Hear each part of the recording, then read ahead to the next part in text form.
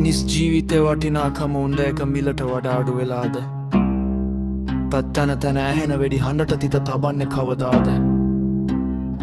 මගේ අලුත්ම රැප් නිර්මාණය රතු ඇස්ස. කවුරුත් දකිනවා, ඒත් කවුරුත් කියන්නේ නැහැ. ලේවලට මිලක් තියෙන දූපතක අපි හැමෝම ඉන්න පෝලිමේ. ලීළඟ උණ්ඩය කාටද? තවුන එක මැද දාවලේ රත්තුණු තාර පාරේ හුරුපුරුදු සද්දයක් ඒත් එක නෙවෙයි අදරේ 9M උණ්ඩයකින් ලියවෙන කෙටිපනි විඩය විනාඩියෙන් ඉවරයි. මිනිස් ජීවිතේ වටිනාකම බයිසිකල් දෙකයි වෙඩිල්ලයි දුම් රොටුවයි පත්තරේ පිටුවක තවත් එක පරවෘත්තියක් විතරමයි. පාරේ අයිනේ මාරයා උණ්ඩය සොයයි පූජා ධර්මද්වීපය ලයෙන් තෙරයි කවුද මෙහෙම පූජා. නීතිය නිදියන රෑයක වැඩි හඬ ඇසෙයි දසත. අද මරණය ලාබයි ගානට විකිනෙයි ජීවිත.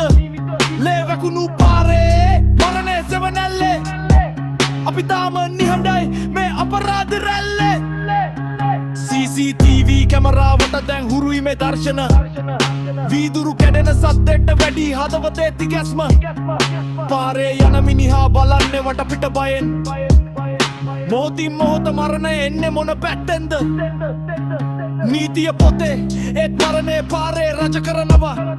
අන්නොන් ෂූටර් නම ඉදිරියේ හැමෝම ගොළු වෙනවා. අද එයාට හෙට මට අනිත්ත කාටද? මේලේ වැගිරිම කෙලවර කොතද? තුවක්කු කටින් පිට වෙන්නේ උණ්ඩ නෙවෙයි අනාථ පරපුරක හීන සහ බලාපොරොත්තුයි. තුවක්කුවෙන් ප්‍රශ්න විසඳන්න බැහැ මිත්‍රයා. එකෙන් වෙන්නේ තව ප්‍රශ්න පරපරාවකට ඉදිරි කරන එක විතරයි සාමය. ඒක දැන් හීනයක් විතරද? We shot out.